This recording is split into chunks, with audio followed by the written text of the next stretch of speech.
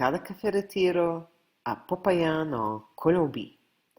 Avec mes vidéos, je fais ce que je peux pour l'évolution de la conscience humaine et j'apprécierai votre aide pour diffuser ces informations importantes. Veuillez vous abonner pour recevoir les dernières vidéos. Je vous remercie.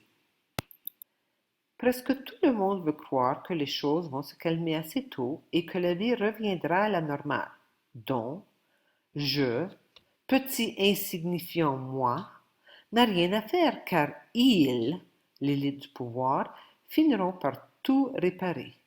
La personne moyenne ne veut pas changer. Le confort du connu, même si ce connu est horrible, il reste le connu. L'inconnu est terrifiant. L'inconnu pourrait être incroyable. Mais parce qu'il est inconnu, mon ego ne veut tout simplement pas y faire face. Mon ego menteur me ment toujours, me racontant des histoires pour que je me sente mieux et finalement ne rien faire. Mon âme, en revanche, m'encourage à passer à l'action et à m'adapter. Mais l'ego, moi, ne veut pas s'éloigner du connu. Regardons quelques faits. Les informations suivantes proviennent de Jacques Chappell. En premier lieu, c'est la croissance moyenne du PIB de l'économie mondiale en 2019, 3,1%.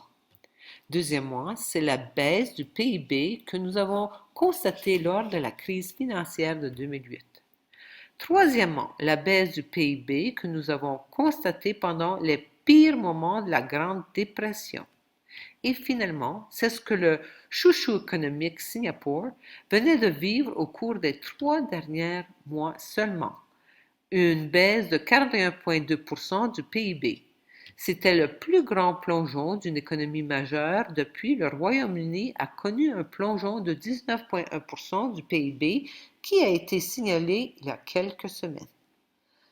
Ces chutes de 19 à 40% que nous constatons sont complètement annulées par les investisseurs. Depuis le 23 mars, la bourse a augmenté de plus de 44%. Pourquoi tout cela se produit-il? Et que verrons-nous à l'avenir? Nous verrons une cascade économique. L'économie est comme un tas de différents bateaux qui flottent le long de différents points d'une rivière. Tous les aspects de l'économie n'atteindront pas le bout de la rivière et traverseront la cascade en même temps. Certaines parties de l'économie atteignent l'extrémité de la rivière et passent par-dessus bord à des moments différents. En mars, nous avons commencé à voir le ralentissement de la fabrication et l'augmentation du chômage. En avril et en mai, nous avons vu les résultats supérieurs et inférieurs des entreprises commencer à être considérablement affectés. Et en juin et juillet, nous avons maintenant commencé à voir l'un des pires indicateurs économiques passer par-dessus bord de la cascade, les faillites. Après des mois, des entreprises comme les restaurants, les hôtels et les agences de voyage voient leurs revenus réduits de 70% par rapport à ceux qui étaient auparavant. Depuis, beaucoup de ces entreprises sont à court d'argent et déclarent faillite. Nous avons vu des mois consécutifs en mai et en juin où il y a 50% plus de faillites que la normale. Alors, qui fait faillite? L'un des plus grands franchisiers du monde, NPC International, qui gère plus de 1200 Pizza Hut et 400 Wendy's, a récemment déposé son bilan, affirmant qu'il était devenu incapable d'effectuer des paiements sur la valeur de 1 milliard de dollars, la dette en raison de la perte de revenus due au verrouillage.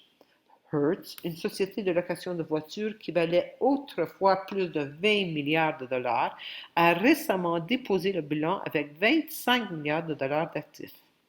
LATAM Airlines est une autre société de plusieurs milliards de dollars qui a déclaré faillite. Il existe une tonne de sociétés de marques renommées qui ont toutes déposé leur bilan. Ensuite, il y a des centaines d'autres sociétés géantes et des milliers d'autres légèrement plus petites qui ont également déposé le bilan. De plus, il existe de nombreuses grandes entreprises qui ne sont pas encore à court d'argent. Le meilleur exemple en est les sociétés pétrolières. La plupart des entreprises licencient des centaines d'employés. Il existe un cabinet de conseil pétrolier qui s'attend à ce que plus de 70 grandes sociétés pétrolières internationales déclarent faillite ici à la fin de 2020 et il prévoit que 150 autres feront faillite d'ici 2021. Il est très probable que nous assisterons à un crash boursier dans un proche avenir, car non seulement les tendances se poursuivront, mais elles s'intensifieront certainement. La question est, que vas-tu faire? Veuillez entrer en action maintenant et faire le choix entre écouter votre mental, l'ego menteur et les autorités extérieures ou écouter votre âme, l'autorité intérieure. J'ai été béni avec du temps et j'ai créé cette nouvelle vie en dehors du système de contrôle totalitaire. Maintenant, je souhaite faire partie de la création de petites communautés autonomes. Je n'ai pas de réponse à ce que vous devez faire, mais je souhaite partager de toutes les manières possibles. Merci de bien vouloir me contacter. Mes coordonnées sont ci-dessous. La pandémie de coronavirus est une force psychologique qui est utilisée pour asservir complètement l'humanité à tous les niveaux possibles grâce à la technocratie. Choisirez-vous de ne pas participer ou simplement d'acquiescer à l'esclavage total?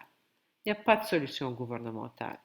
Nous devons d'abord nous souvenir de qui nous sommes et ensuite comprendre ce que nous faisons ici sur Terre, spécifiquement à cette époque. Veuillez cliquer sur le bouton j'aime, partager ces informations et rejoignez-nous dans cette aventure. Assistance d'achat de terres agricoles en Colombie et en Équateur. Cours d'espagnol. Séjour de longue durée sur une ferme colombienne, 130 $ USD par semaine, 470 $ USD par mois. Atelier Conscience de la vérité ou Cascada Café Retiro en anglais, espagnol et en français. Traitement dentaire de haute qualité et le traitement de la migraine avec l'appareil dentaire NTI. Amour infini.